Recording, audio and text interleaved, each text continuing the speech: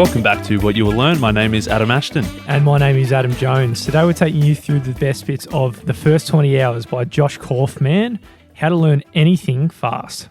This is the author of the Personal MBA, and now he's talking all about skills here. He says there is so much that you want to learn, but so little time. You know, if you think about all the things that you wish you could learn, maybe it's a new hobby, a new instrument, a new sport, a new skill, there are a couple of things holding us back, and that's time and skill. Yeah, for me, there is hundreds of things. I've never really learned how to play music fully or properly, never really learnt languages to the extent that I'd like. There's a whole bunch of stuff that I never really got into. And that's because skills, they take a lot of time and effort. And it's really time we don't have in our busy lives. And another uncomfortable truth is like most things aren't fun until you're good at them. Like if you started playing the violin, you sound like absolute trash for a long time until you actually get good. And it's not fun at all. Same as, I don't know, if you're going windsurfing and all you're doing is falling off and going into the cold water and getting smacked by the, I don't know, do you get smacked by stuff? I suppose Yeah, I think water, if it's choppy. and it's no fun at all until you're actually good at it. It's because every new skill you come up against, there's this frustration barrier. Like at the start, you might be getting on the windsurfing and you just jump on and the wind doesn't take you anywhere. You're just flapping around in the water, not doing anything, and there's sharks around you and you're a bit scared of everything. You're getting sunburnt and nothing's really happening. It's because you haven't gotten to this point where it's actually fun. I don't know where you're windsurfing, but hopefully there's not too many sharks around. But that is a big risk. And it isn't until we actually get past that frustration barrier that we actually start to enjoy it. So this book is almost like the antidote. He says you got to smash out the first 20 hours of any new skill. It's going to suck at first, but if you can push through that first 20 hours and not give up when it feels like crap, then you can get to the point where you actually start to enjoy it a little bit more and maybe you'll stick with it. So that's the goal of this book. It's getting as past that frustration barrier as soon as you can with the smallest amount of time and frustration involved, just so you got this new skill that you can enjoy for the rest of your life. So this book is about rapid skill acquisition. It's about quickly putting in these 20 hours of effort required to get to that point and to this okay plateau. So it really is a systematic approach to acquiring new skills as quickly as possible, and the method is universal.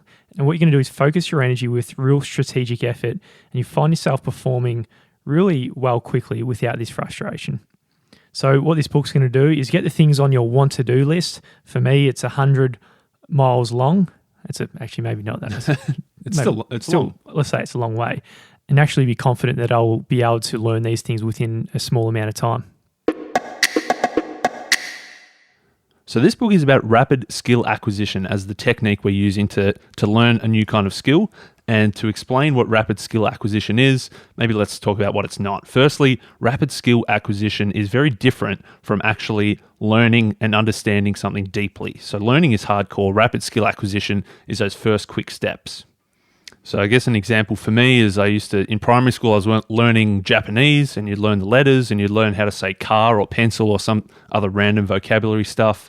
But that wasn't truly learning. Compare that to my Japanese friend, Rio, who I met when we were both in Papua New Guinea, and he had to learn to speak English. So Rio and his brothers, they could genuinely learn to speak English, whereas I had no idea how to actually speak Japanese. If you threw me in Tokyo, I'd be able to say pencil, I'd be able to say arigato, konnichiwa, but that's pretty much the extent of my learning of Japanese. And rapid skill acquisition isn't like training. So it's all about just acquiring a skill. Just getting to a point where you've got something in your toolkit. Training means improving on a skill that you've already acquired through repetition.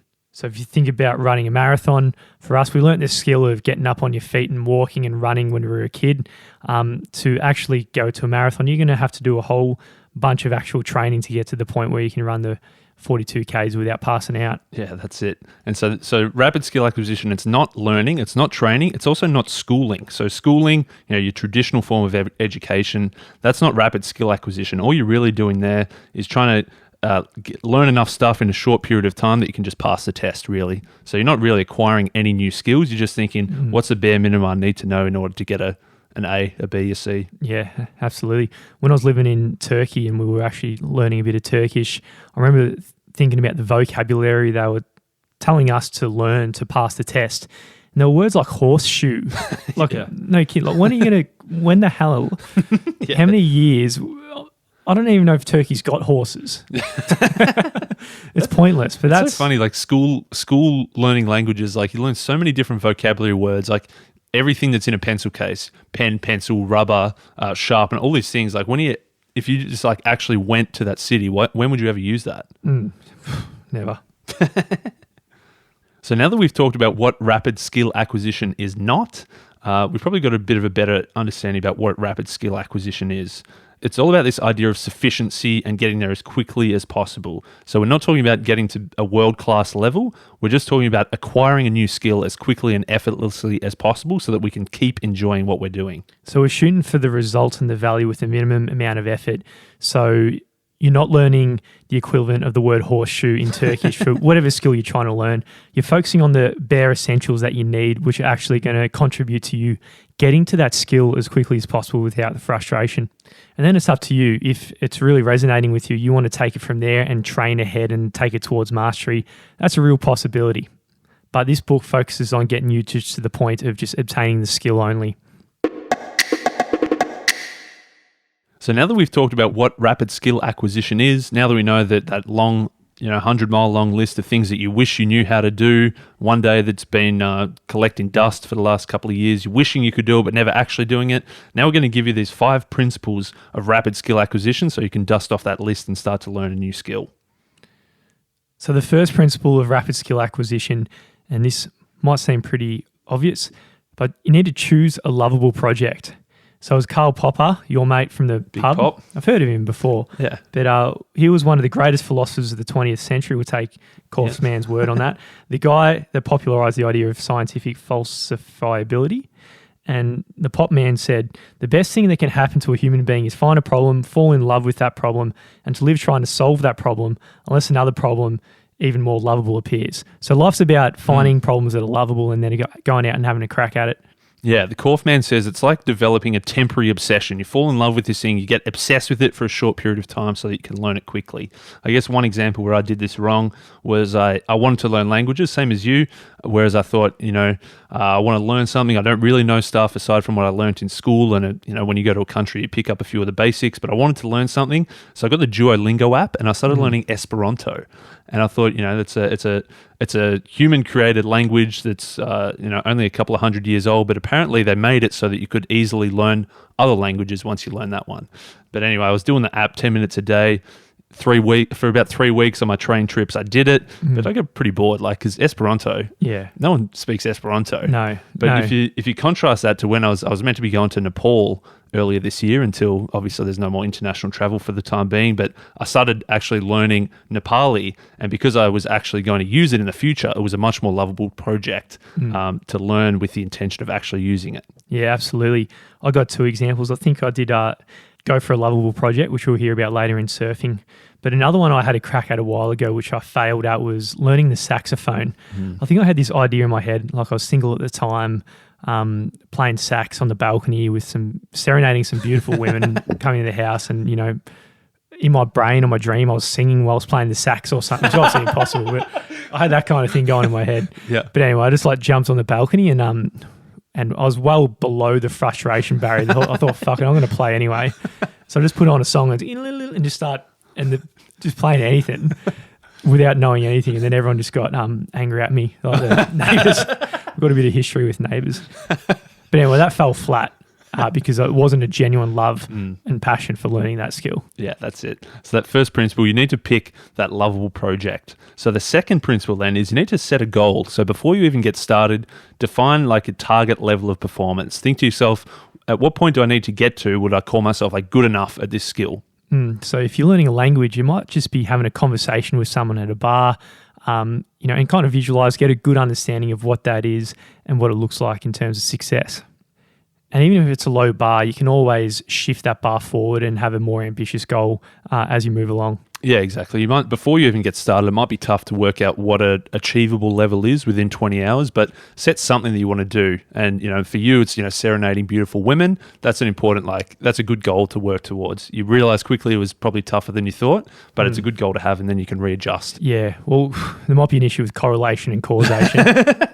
I think if you're serenading and you get successful in that department, the saxophone is just one aspect. That's true. That's true. So the third element is to research the skill and related topics. So spend a fair bit of time before you jump into actually trying to learn it, just browse around on the internet, jump on YouTube, read a few blog posts about it, just get a rough understanding about the skill, and you'll have a better understanding of the battleground and what battles you want to be targeting in your learning process. So this is about getting a taste of that project before you dive into it. So one example might be if you want to take on jiu-jitsu or mixed martial arts, you start by watching the UFC, seeing blokes getting their faces caved in, and decide if that's something that you want to do or not. But he does say that it's vital that you do this at the start so you know really what you're getting into. But don't spend too much time doing this, because every minute that you spend watching a video on YouTube as quote unquote research is an extra minute where you're not spending practicing and getting to that frustration barrier. Absolutely. An obvious one is books as well. Buying a few books on the topic, reading blogs, and then you're going to get a significantly increased understanding of it. And another one other than books, but directionally the same, is speaking to some kind of a mentor in that area, spending a bit of cash on a coach or something.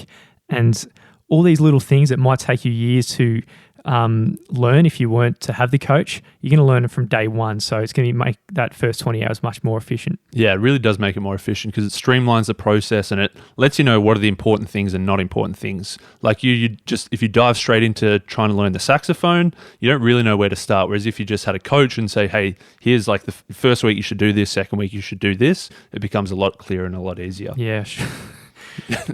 Mate, after reading this, it was the worst learning effort. I should have got a music teacher to learn notes rather than just start just playing the sax on the balcony. Jumping to the point of serenading and improv and freestyle. Yeah, it didn't work. An important part of this research then is deconstructing into sub-skills.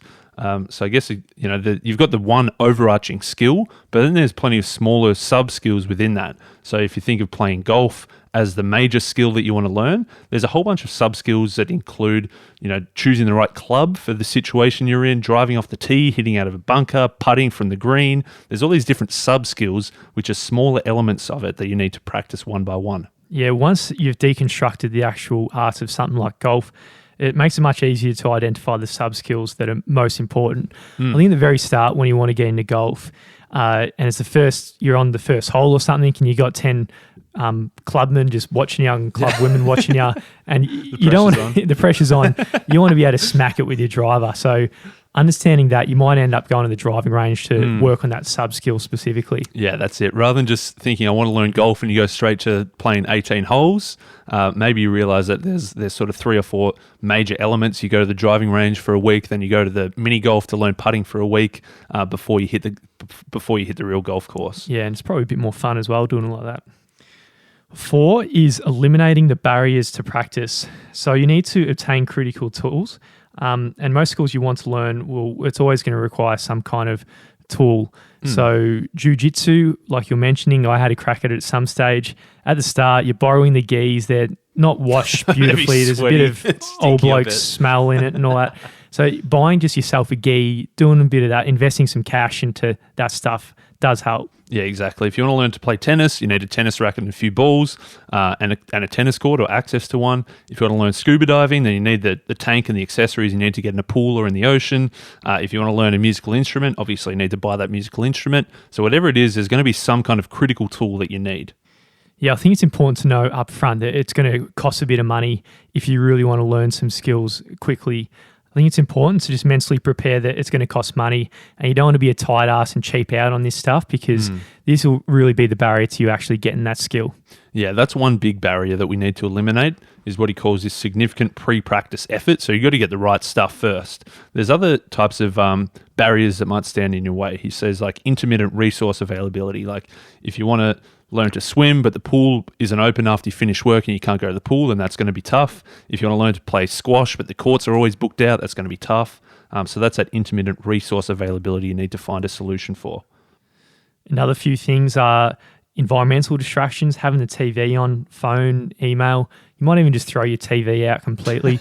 No, I'm serious. Like, if you want to be someone who wants to learn a whole bunch of skills over your lifetime, if you factor in the amount of average hours on TV, mate, that's probably 100 skills right there. Yeah. Just making that one decision. You got emotional blocks like fear, doubt, embarrassment. So for an example, if you want to do public speaking, a huge barrier to that is fear. If you want to wipe out fear, go and do stand-up comedy or something like that. So that's another way of eliminating a barrier. So now we're up to our fifth, and just to recap them so far. So we've chosen a lovable project. We've set our goal or our target level of performance.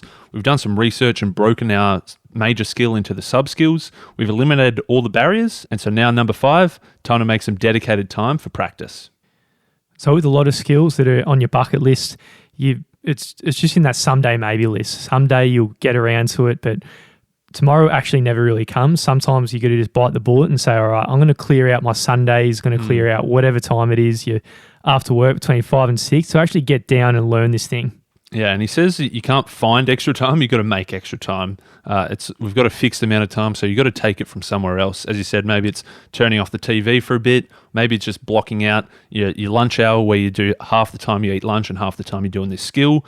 But what you should be doing is pre-committing to at least 20 hours of practice. As we said at the start, you're going to suck at first. So if you can force yourself to say, for 20 days, you're going to do 2 half-an-hour sessions, one at lunchtime and one after dinner or something like that, you can break through that frustration barrier. You can get to the okay plateau. If you give up after a week, you're going to be no good. So you need to commit to that 20 hours up front.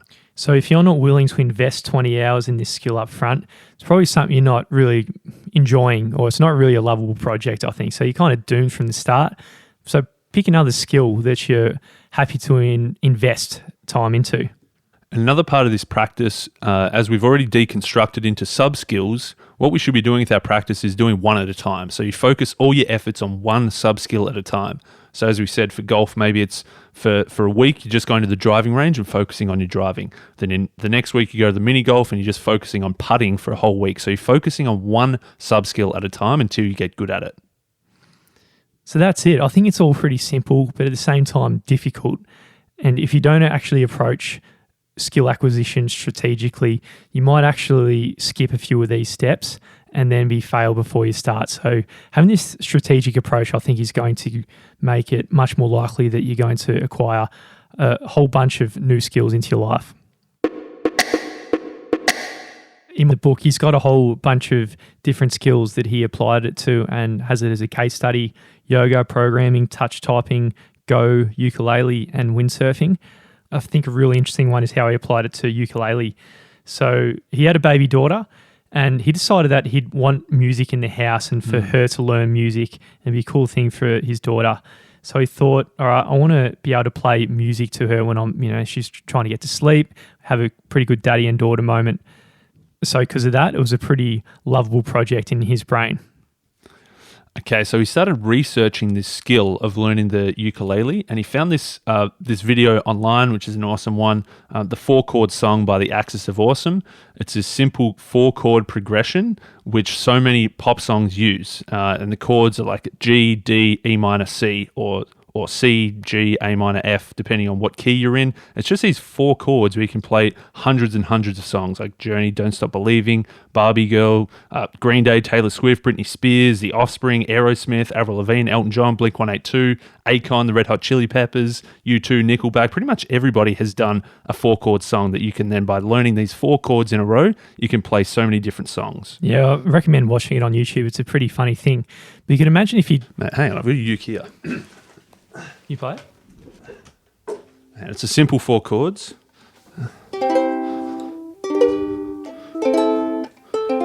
They're the 4 chords. I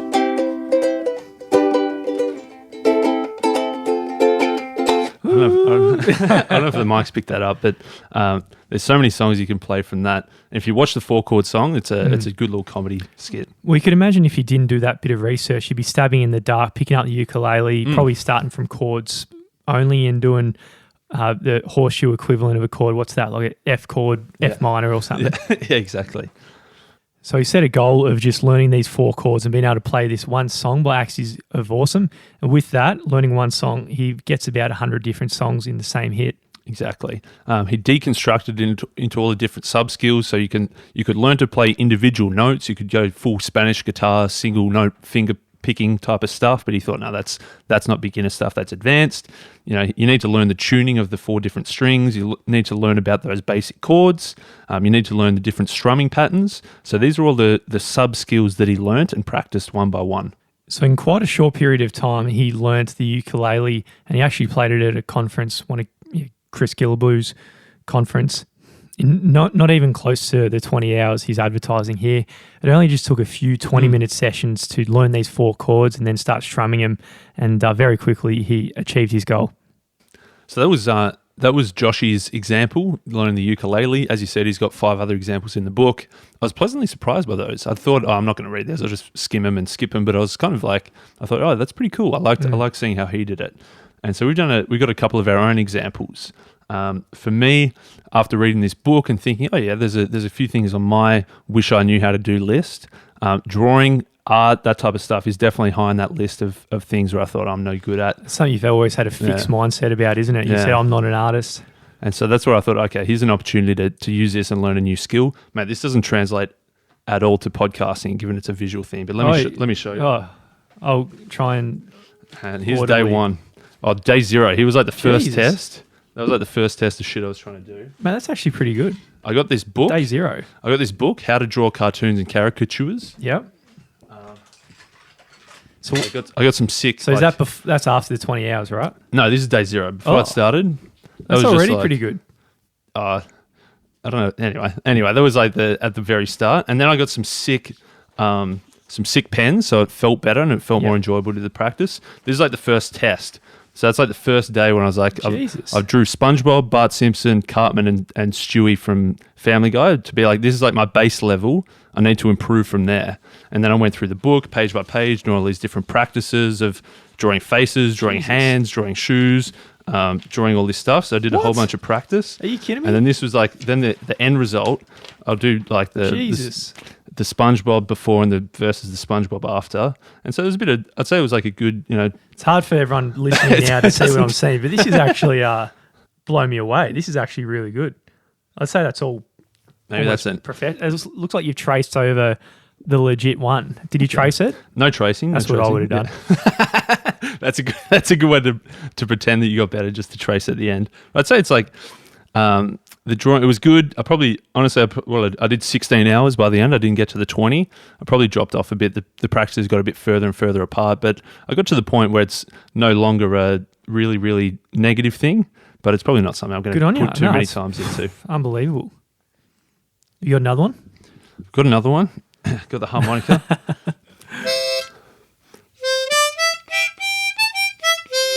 So I started learning the harmonica. I'm probably 10 hours in. In terms of these 5 principles, so I chose a lovable project. I thought I've already know how to play piano, but piano is not at all portable. So I thought the harmonica, that's something you can carry around and play whenever, wherever. So that was something I wanted to learn. Number 2, the target level of performance. Basically, I wanted to learn how to do sort of like improv stuff when jamming with someone else. So someone's playing chords and I can play some just free, basically like you on the balcony with the sax, some cool freestyle improv shit over the top. But I can actually play it, yeah. Number 3 was, research, deconstructing. So I learned that you can play chords or you can play one note at a time. So that's obviously a vitally important thing. I didn't realize how hard playing one note was. Then within that, you've got the pucker technique or the tongue blocking. Yep. And I thought tongue blocking, that's some advanced shit. So I'm just going to go pucker straight up. There's also bending where you can change the sound of the note, which is sort of what I'm doing at the moment, but that's sort of like at the end. So I thought I'm going to focus on just playing those single notes cleanly. In terms of number 4, eliminating barriers. A big barrier is having other people in the house, because it's when you're learning a new instrument, it's loud. Other people don't, so they're barriers. So I need to get those barriers out of the way. So I've got to find how do you just clean them out? Well, it generally involves me going outside or me picking a time when other people aren't around or something like that. And then making dedicated time. Pretty much every night after dinner, I'll go and do like a 20, 30-minute session of practicing that. Jesus, man. That's actually incredible. So that's my sort of like halfway through. We'll see how we go by the end of the 20 hours if I can. Well done. Well, the writing, I'm blown away. Harmonica, you just give me a little rip. So, yeah, maybe end of season after a few drinks, we'll see how it goes. Exactly. I've got one. It's in hindsight. So it's not after reading this book, but I think through this lens, you can kind of see where I went right and where I went wrong. Briefly at the start, I mentioned about surfing. So this has got a huge frustration barrier, huge reward if you get past it. So if you think about it, at the very start, people are going to jump on the surfboard, go on white water, stand up. They think they're surfing, but they're not really. You're really surfing when you're going along the wave and somewhat pumping along the blue part and using the force of the power of the wave. I feel like even getting to the point of standing up is not easier either, yeah? On white water? Yeah. No, is that it's easy? just nothing. Yeah, no, it's nothing. Yeah, it is. Okay, It is. okay. But the gap between that and going along the wave, it's a huge gap. Yeah. Right? So huge frustration barrier that you need to get through. But for me, it was a lovable project. I had this image of myself like I'm a bit of a surfer dude. And again, being single, thought women would love it. Which is also true, yeah? That's also true, yeah. And to go with that, when I was traveling around the world, I had my surfboard and guitar in the other hand. Couldn't do either at the time. No, what if anyone said, play me a song? What was your... I didn't. You just said, oh... I didn't. It was more it's more just the the impact. image. Yeah, just the image. So, target level, wanted to catch waves, go along the actual blue part of the wave and pump. So in terms of research, I started watching videos, got right into it. I bought a few books about the best waves around the world and got a good understanding of someone who wants to begin and take it from beginner to intermediate. Where's the best places to be surfing? 4 was eliminate barriers to practice. Bought the equipment, and I think a big barrier was finding the time, which kind of mushes in with 5. So I went on a 9-month trip, actually. Oh, nice. That's a good way of finding time, isn't it?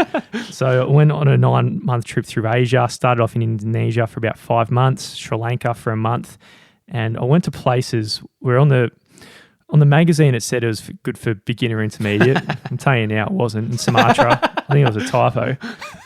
But I got there 6 weeks, nothing. So from the very start in Sumatra, 6 weeks, but nothing to do but surf 3 times a day. There's a few sub-skills when it comes to surfing. One is the fear, I'd say, is a huge sub-skill. And I think I learnt that sub-skill on day 1, or learned how to get over it. Playing table tennis with a couple of 15-year-olds the night before, having a few beers, and they're like, yeah, we're going surfing the next day. I'm like, oh, yeah, I'll come with these 15-year-olds then. Anyway, as we're going on the coral reef out, the surf was like head and a height above, and I'm a complete beginner. Saw these 2 young blokes paddling out, and I'm like, all right, fucking, I'm going to go as well. Yeah. Shouldn't have gone. Oh, God. Anyway, first wave, smash, hit a bit of the reef and just went back in with the tail between my legs.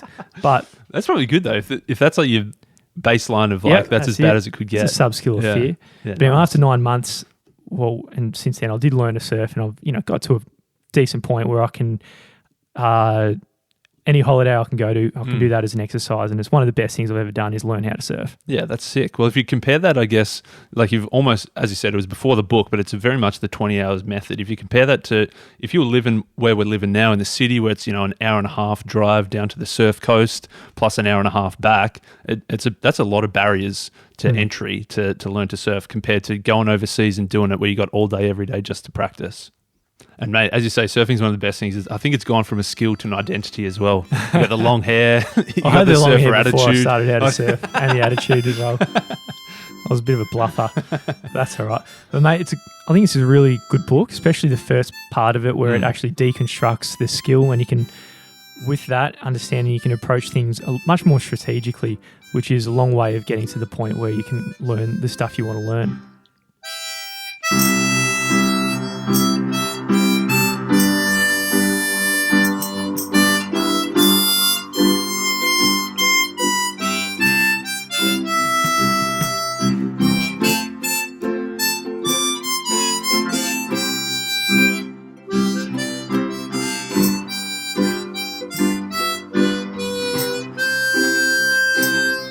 We've got an awesome email that came through via the contact form on the What You Will Learn website. If you head to whatyouvilllearn.com, you can check out all the blog posts where we're writing a pretty comprehensive write-up of each episode, the best bits.